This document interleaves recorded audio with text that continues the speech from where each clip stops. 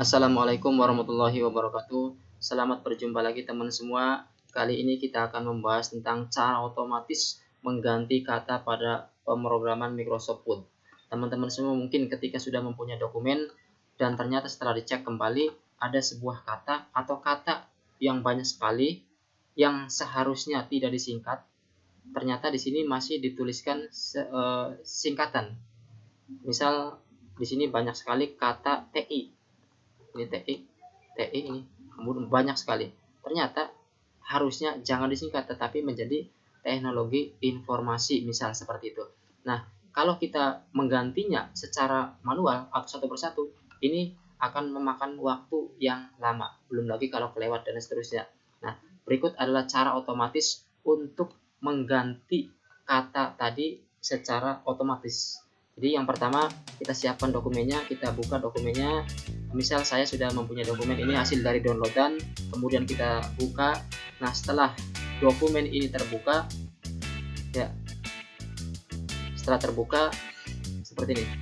Kemudian kita blok kata TI ini, ya, kita copy. Di bagian menu ada menu home dan seterusnya. Di bagian kanan ada replace, klik replace. Nah, di sini di replace ada find, ada replace, ada goto.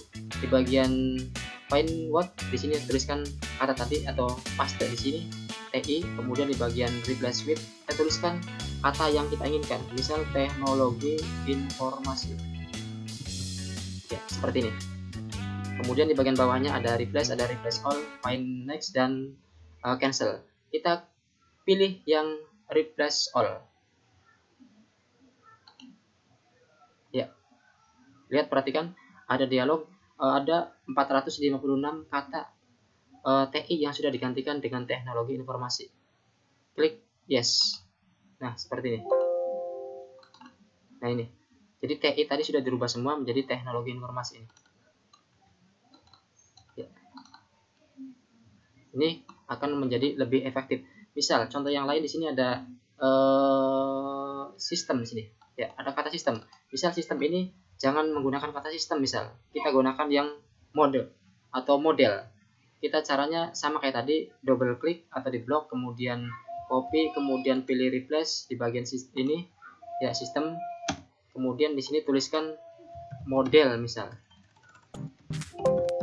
Nah, kemudian kita klik replace all. Nah, ada 112 kata sistem yang sudah diganti dengan kata model. Klik yes. Oke, klik cross. Nah, ini diganti dengan model seluruh kata sistem.